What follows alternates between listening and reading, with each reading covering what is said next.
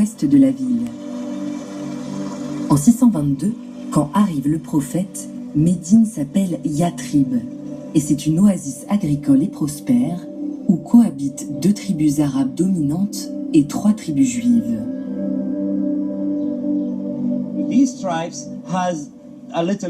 Ces tribus étaient plus ou moins en conflit entre elles. Il y a eu environ 150 ans de guerre. Donc leur image à Médine était mauvaise. Il y avait aussi des projets de vengeance. Le prophète a décidé de mettre fin à cette guerre dès les premiers jours de son arrivée à Médine. Ainsi, notre civilisation a commencé par la paix, en mettant fin à ces conflits entre les 2 tribus. C'est à ce moment-là que la civilisation islamique s'est réellement établie.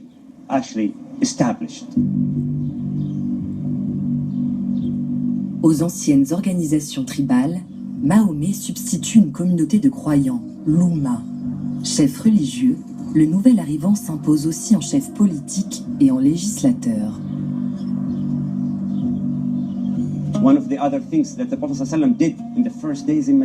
L'une des autres choses que le prophète a fait durant les premiers jours à Médine, c'est de signer le pacte de Médine. Dans cet accord, toutes les tribus de Médine, arabes et juives, quelle que soit leur religion ou leur ethnicité, ont accepté de bâtir cette nouvelle civilisation d'une manière pacifique. Ce que nous appelons en arabe « vivre ensemble ».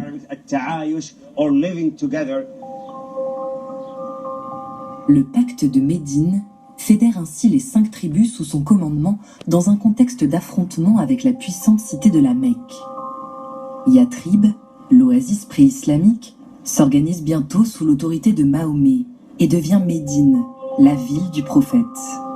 Elle se développe autour de la mosquée du prophète.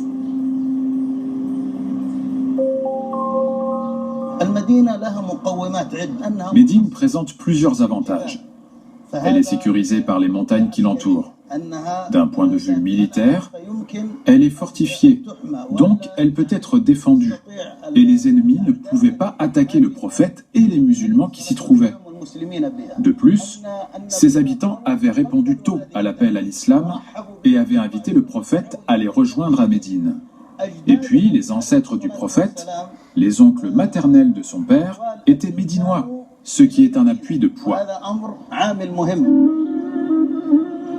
Construite par Mahomet avec de l'argile et des feuilles de palmier, agrandie à maintes reprises, la mosquée du prophète est aussi sa sépulture.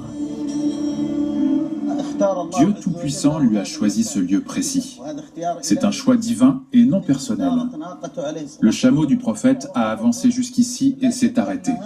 La mosquée a des règles de construction. Il y a le mihrab, le minaret pour que le muaddin puisse monter et faire l'appel à la prière. Tout ça, on le retrouve dans toutes les mosquées du monde, quelle que soit leur taille. Un savoir-faire s'est constitué. C'est ce qu'on appelle l'architecture islamique.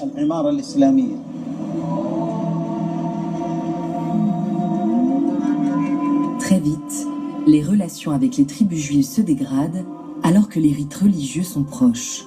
Interdiction de manger du porc, pratique du jeûne et prière en direction de Jérusalem. En 624, Mahomet se démarque du judaïsme. Dieu a ordonné de changer la Qibla, la direction de la prière. La mosquée Al-Qiblatayn, la mosquée aux 2 Qiblas, se situe à environ 4 km d'ici, donc de la mosquée du prophète. Avant, la Qibla indiquait la mosquée Al-Aqsa, à Jérusalem. Puis alors que le prophète était en train de prier dans la mosquée aux 2 Qiblas, lui est venu l'ordre de Dieu de changer la direction de la Qibla vers la Mecque. C'est de là que vient le nom de mosquée aux 2 Qiblas. Au cours des années suivantes, Mahomet anéantit en partie les tribus juives de la ville. Depuis Médine, il se proclame chef militaire et lance les premières guerres saintes au nom de l'islam avant de prendre le contrôle de sa ville natale, la Mecque, en 630. Quand le prophète Mahomet a islamisé la Mecque, il a ordonné à ses compagnons de rénover les frontières du haram, de l'espace sacré autour de la Mecque. Ensuite, les gouvernements se sont succédés et ils ont pris soin du haram, de ses frontières et des points d'entrée de la Mecque. Mahomet fait abattre les idoles de la Kaaba. Il transforme le pèlerinage païen en pèlerinage musulman et interdit son accès aux non-musulmans. Le pèlerinage à la Mecque, qu'on appelle Hajj, devient l'un des 5 piliers de l'islam. Et la Mecque, la première ville sainte. Et Dieu Tout-Puissant invite dans le Coran les gens au Hajj. Nous fîmes de la maison sacrée un lieu de visite et un asile pour les gens, pour tous les gens, tout le monde. À la mort de Mahomet en 632, l'islam a triomphé dans la péninsule arabique sur le principe d'une alliance qui profite à tous. Aujourd'hui, plus d'1 milliard de personnes dans le monde se revendiquent musulmanes.